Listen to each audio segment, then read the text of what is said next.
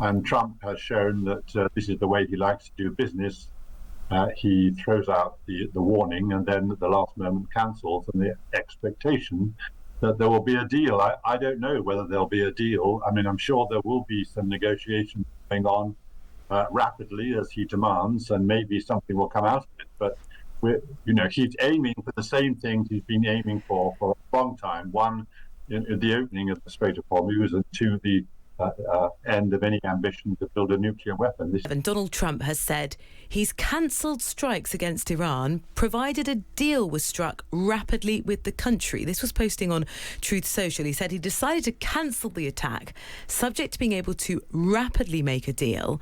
That deal would include the immediate opening of the Strait of Hormuz and end to Iran's nuclear threat. Michael Evans is a defence analyst and senior associate fellow at Rosie, former defence correspondent for The Times. Michael, good morning.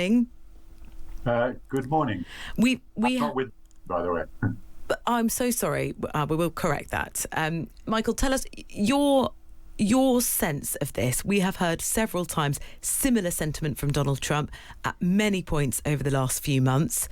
Does anything suggest this time we might be closer to coming to some form of an agreement between the United States and Iran? I think the answer is necessarily.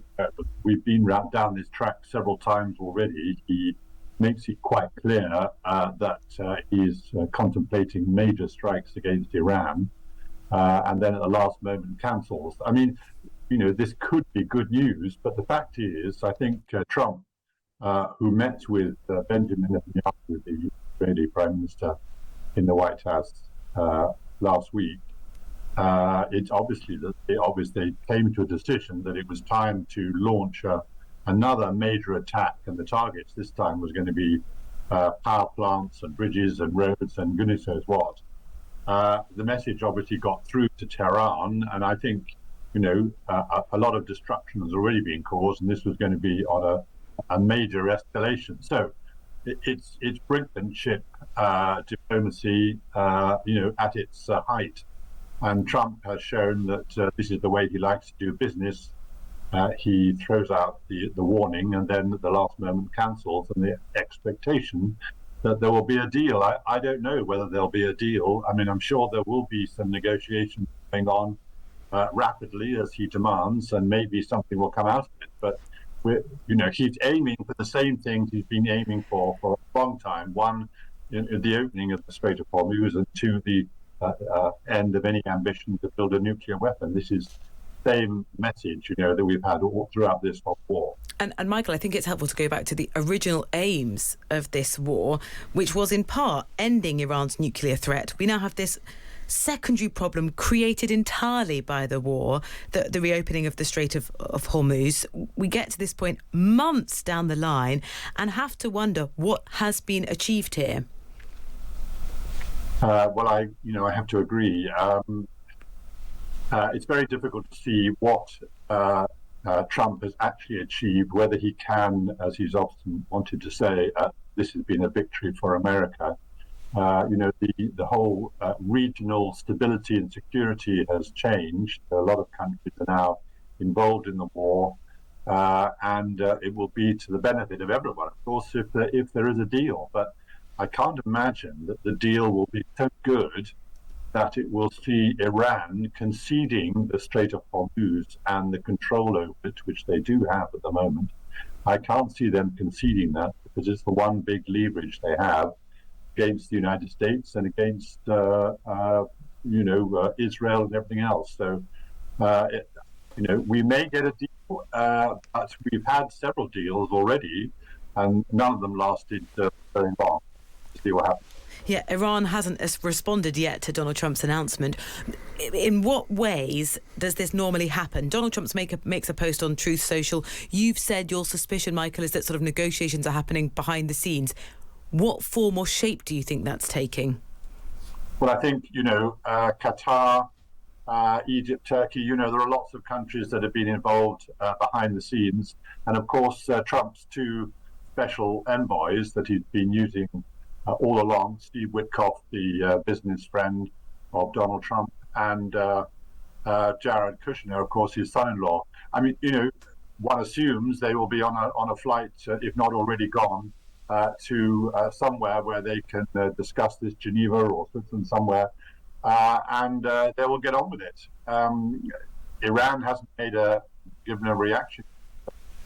Clearly, they must have given an indication to someone along the lines that they're ready to talk. So one assumes we will see some form of direct talk, hopefully, between America and Iran, with the mediators present to move it along. Pakistan, of course, is another key country which has played a big role.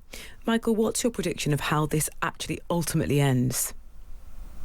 I think it'll end in a very messy fashion. The interpretation of what is achieved will be very different in Tehran than what it is in Washington. We've had this before. The language of any sort of agreement has to be so precise that the interpretations will be reduced. But the last time we had the famous memorandum of understanding, the wording was so vague that it allowed Tehran to say, you have agreed that we have some form of control over the Strait of Hormuz and can charge a toll, whereas the White House version was, we said no such thing. We said that there had to be free shipping through the Strait of Hormuz without any interference. So I think whatever deal is made, it has to be very, very precise. And to be honest, I don't see that happening. Michael, thank you for your time. Former defence correspondent for The Times. On that news overnight, Donald Trump says he's cancelling those strikes on Iran, subject to rapidly making a deal. I'm sorry the quality of the line was not excellent there, but thank you for bearing with us.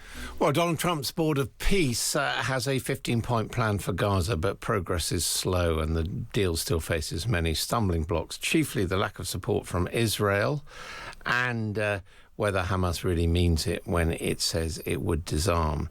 In the last 48 hours, a Board of Peace official told the Times of Israel that he hoped the disarmament process would start in the coming days. But without any support, it seems that the plan is stalling. Well, let's speak now to James Jeffrey, a former US Deputy National Security Advisor in the Bush administration, who was behind some of the thinking in the US plan. Hello to you.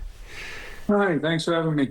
What's your assessment of the situation? The president has said he believes he's on the perimeter of a settlement. Is that your view? You got to be a bit skeptical about the president's comments, but I think that Ambassador Mladenov, who is got the job, supported behind the scenes by Tony Blair, believe that they have two commitments. One is, and this breaks loose what is called phase 2 of the ceasefire that was put in place in early 2025 and is now, it's not just Trump's Board of Peace, it's UN Security Council Resolution 2308, which endorsed the whole thing. So the two steps are Hamas has agreed to turn over its weapons to what will be the General Council to administer Gaza, which will be a Palestinian organization. And Israel has agreed for the moment to stop attacking Hamas, which they were supposed to do in phase 1, but didn't.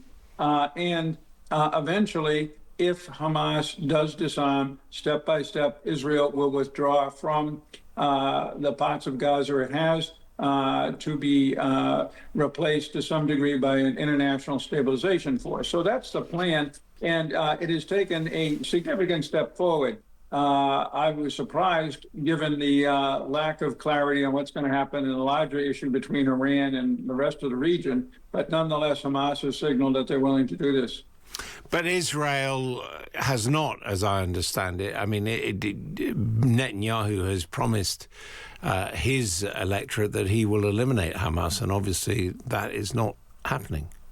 Netanyahu signed up to this thing. Netanyahu signed up to the ceasefire back in 2025.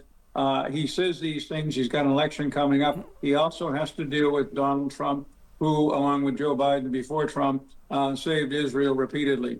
And so, I mean, I understand the skepticism. I've got this with what we're hearing about Iran maybe signaling flexibility today. Well, if Israel signals flexibility or is even silent, that's different than Iran, because the United States can pressure Israel in a way it can't pressure Iran. So I can't confirm that Israel has taken the decision, and maybe they won't, but the chances are likely that if there is a path forward in Gaza that will get tens of thousands of Israeli troops out, most of them reservists, then I think that the Israelis will have to go along with it.